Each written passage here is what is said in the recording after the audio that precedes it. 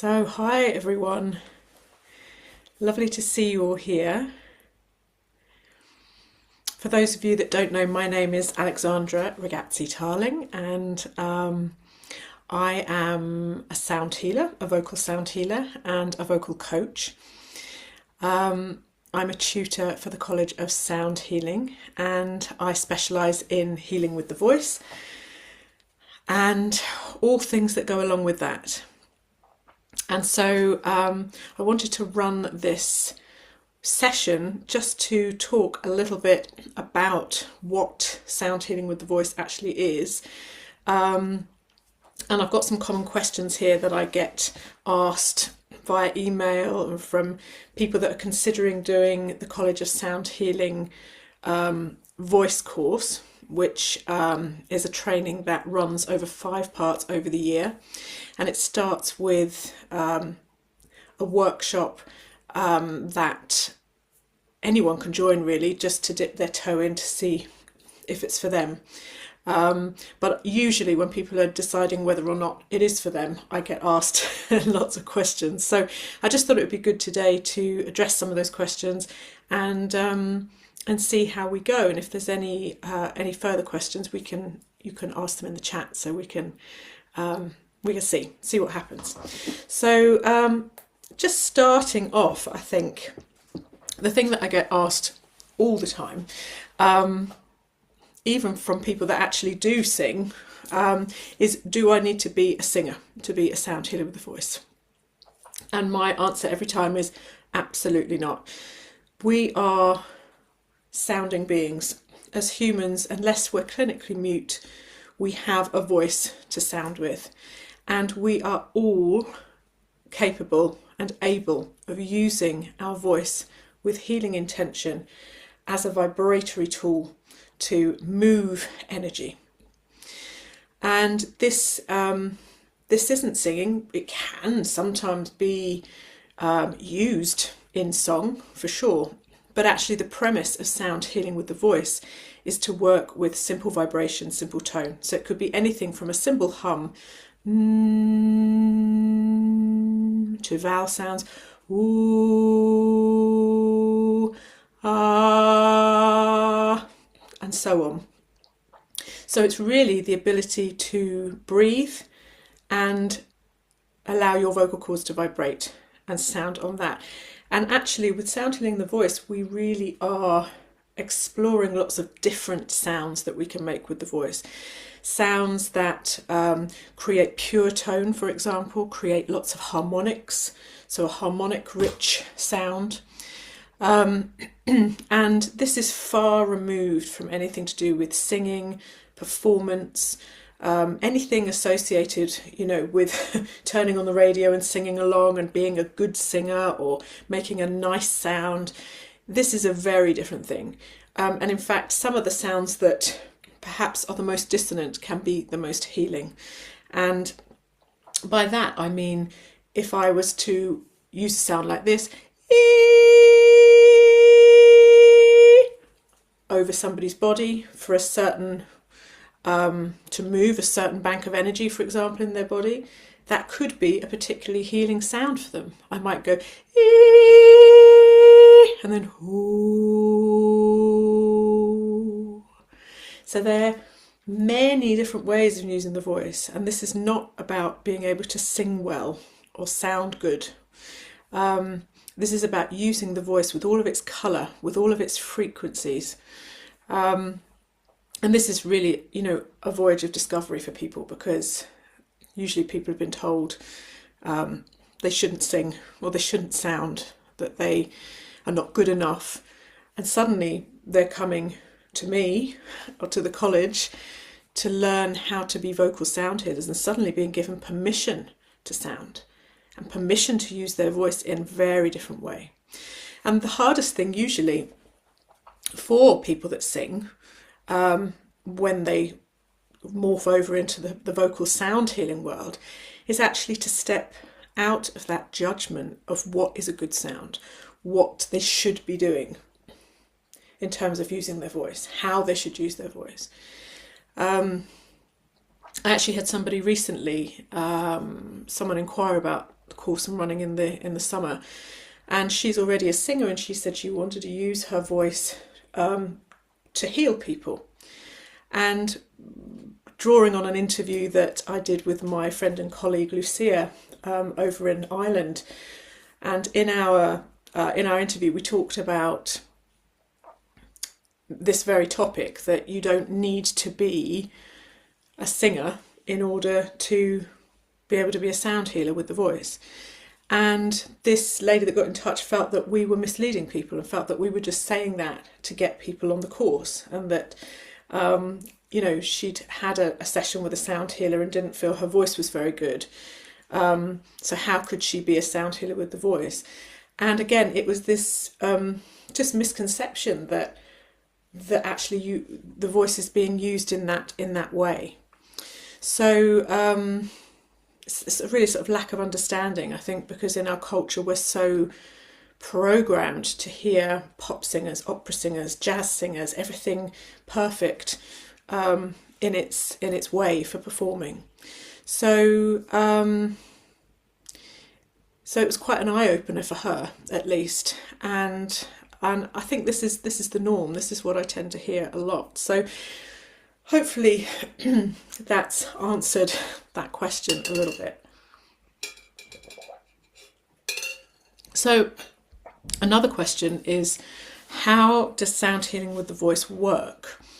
And if you're coming from a background of sound healing, you'll understand that there are principles of sound healing. So, for example, intention is a principle of sound healing. Entrainment is a principle of sound healing. So when we learn about sound healing with the voice, we learn about the fundamentals of sound healing, how it works through the nature of resonance and vibration. But in terms of actually being a sound healer with the voice, how would you work? So there are many different ways. You can work one-to-one with somebody over their body. So that person might be lying on a therapy table, and you are diagnosing their energy, scanning their body, and then using your voice to put energy in, to move energy, to help increase the flow of energy, for example, in their body. You could also be using similar principles, working with somebody, with your client, but they might be sitting with you, and you might be working with the voice together, helping the client to make certain sounds, helping them to use vocal tone, that sort of thing. And certainly on the College of Sound Healing voice course, we use both, but primarily we use the sounding over the person's body. And for that, we have around 6 different protocols that we would use to help somebody by sounding over their body. But these principles can also be used to help a person sound with you, and actually could also be transferred for group work as well. But actually to learn this one-on-one therapeutic method is incredibly rare. So it's actually better to be learning that, to work over somebody's body, learn how the energy works, learn how energy responds to your voice, and then take all those principles, take that experience and transform it into group work and so on.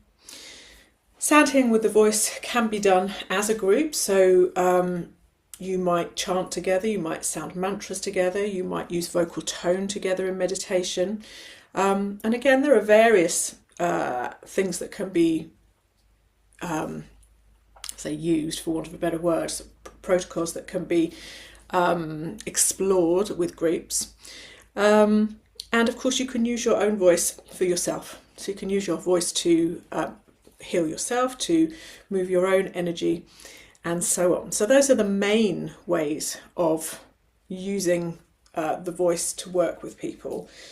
But it really is quite creative, and people find different ways of doing things. But yes, so one-to-one, working with the group, and of course working for yourself. Just looking here. Yes, so another question, when I've said this before and I've explained how we, or the protocols that we use on the College of Sound Healing course, someone asked, what do you mean when you say you use your voice over somebody's body? So certainly with the first protocol that we learn on the course, we we're using pure tone. So we're using a tone like this, for example. Ooh. And we're using this steady tone, a tone that we can use, that we can rely on, a tone that we know I can just sound that tone and I know what's going to come out. And then we use that literally, working that up and down over somebody's body, so they're laying on a therapy table and we're sounding over them, and we're looking for changes and fluctuations in that tone, for example.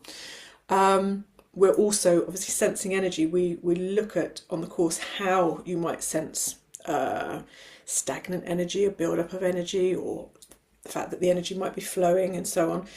But you might pick up other things. So you might sense hot or cold in an area. You might get visuals. You might have a sense of smell. There are many different ways of sensing energy. And when you're working with the voice this close to the body, it's a very different way of working. You're really working very much in the person's energy field. So, excuse me, depending on how sensitive you are, you may well pick up on a whole host of things in the field. But primarily, you're using your voice to scan. But the voice is this sort of medium between your intuition and the person's energy field. And then once we've scanned the body, then we'll be looking to work with areas perhaps where we've found imbalances, perhaps where we're drawn. So again, always looking at this intuitive aspect. And although people come on the course to use their voice as sound healers, actually a lot of the people come on the course to really refine their intuition and refine their intuition, but how they pick up on energy. They get to know themselves better. We're stripping away all of the conditioning. We're working to, if anything, resensitize ourselves with protection, with psychic protection in place, but to actually allow ourselves to feel and pick up on people's energy so we know where to work. And of course, we practice this, and there are, safety procedures in place for that. But most of society is trying to desensitize. Whereas on this course, what we're really looking to do is become a vehicle for that sound, become a vehicle for the energy. We're not banging a gong. We're not, playing a bowl. We become the vibratory instrument. We become the coherent sound in the room when we're working with sound healing with the voice. And through entrainment, we offer well-being to others. So that's what we're talking about when we're scanning or sounding over the body. At later parts of the course, the protocols generally, we're generally standing a little bit further back from the body, so we're not working directly over it. However, through intention and through sort of tuning into the person's energy, the voice will still work diagnostically. And by that, I mean, we might be working with healing scales, and you might hit a certain part of the energy field and the voice is disrupted because the energy isn't flowing there. Or we might be working with the bija mantras, for example, and a certain mantra that we're sounding, there might be resistance. And this is because our voice is picking up on the energy of the person that we're working with. So that's all landing so far. Jenny says that's great. Suddenly everything's becoming clear. Good. I mean, it's an unusual thing. It's not something that we're taught at school. It's not something that we necessarily grow up doing. You might grow up in a family where, you know, energy is commonplace, or at least talking about energy or working with energy. I certainly did grow up in that environment, so I, you know, consider myself very lucky. But if you didn't, then certainly these things can sound quite far out. And I mean, even 10 years ago, certainly teaching these courses, we went over, you know, a lot about the nature of reality, vibration, resonance, the fact that everything that appears solid, including ourselves, is actually a mass of vibrating particles. You know, science is telling us this. So there's no getting away from it, really. And so if we are a mass of vibrating particles, what is our voice? And if we're using our voice over people, then we're using our voice, this energy, this sound that's coming from us, in their energy field, in their vibration. So, you know, we don't tend to look at the world in that way unless we're energy-minded, healer-minded, and so it can seem quite unusual. Anyway, Lisa's saying it's answering a lot of good, I'm pleased, answering a lot of her questions. Good.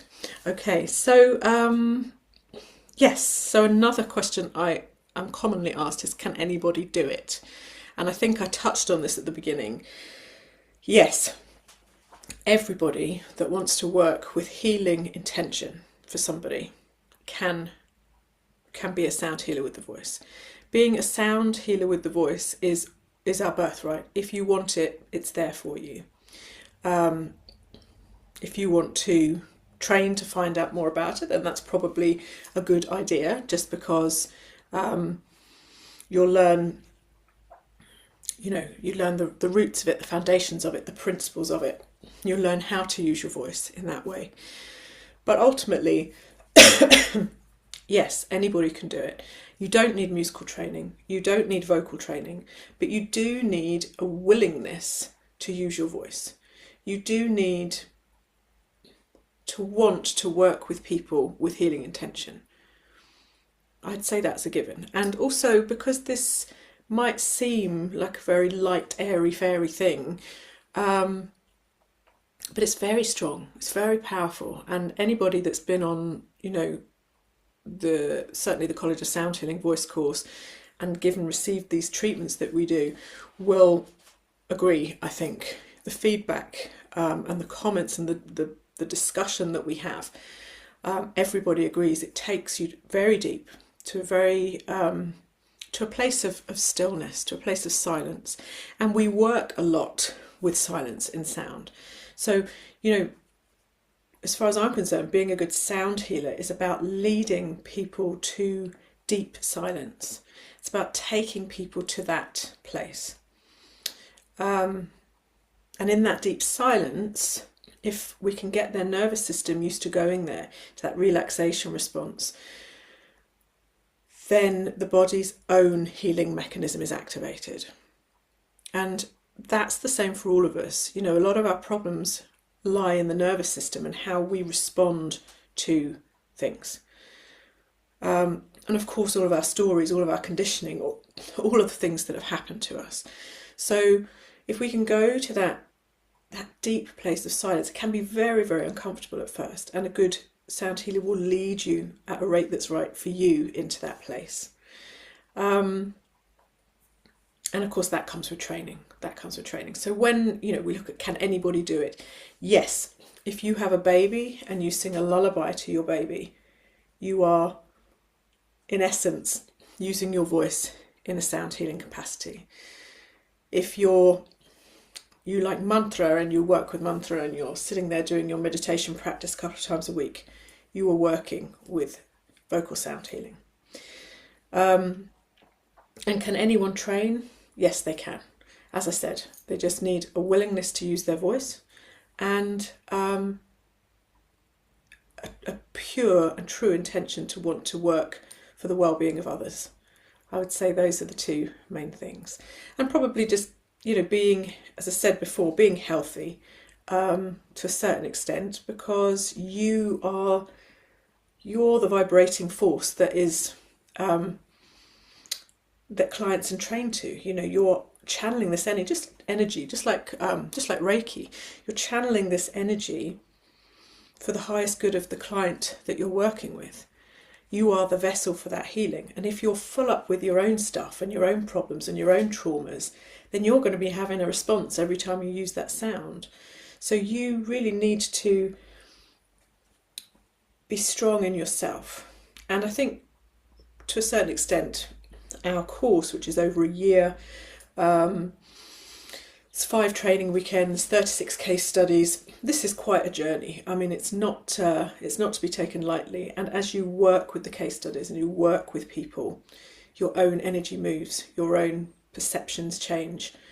So, you know, you need to feel that you're in relatively good health, I think, to cope with that.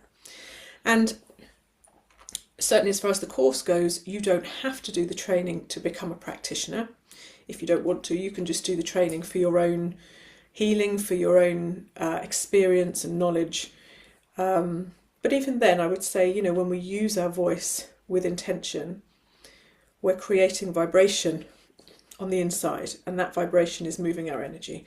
And we have to understand how energy works. We have to understand how the body will release experiences that we've had, that we've stored away, that we need to get rid of, release traumas and all sorts of things, and try to process them.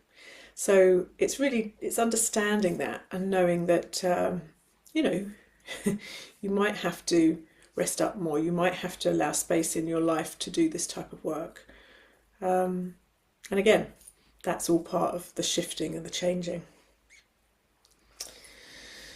So, let's see. Very important to keep hydrated. Yes, so I had a question, it was a direct question about sound healing with the voice, but it was about the principles of sound healing. And again, I've touched on this, but working with intention, understanding entrainment, this force in nature, this sort of concept that a stronger force will entrain a weaker force. And of course, looking at harmonics, looking at musical intervals and how these can be used for our healing. The harmonics, for example, the measurements of sound, the measurements of music, and how this connects with sacred geometry and the cosmos, and how everything is put together. And certainly on the College of Sound Healing with the Voice course, we teach about this. And I think it's important to understand what you're doing. It's important to understand, certainly intention is key. I mean, you need very little sound when you're working with strong intention. The sound is literally creating a bridge between the two energy fields. And going back to what I said about, you know, being fit and healthy when you work, the principle of entrainment is that a stronger force will pull along a weaker force. That's the bottom line. So, you know, if you're under the weather or you're not on good form and you're working, you might find you're in training to your clients and their problems, and actually they've come to you because they need to feel better. So you need to hold that space for them. And again, that's learning about psychic protection. That's learning about your own weaknesses and where you need to do your work. So yes, we cover all of the principles of sound healing, and I would say, yeah, it's important to have a good understanding of these. It sets you up.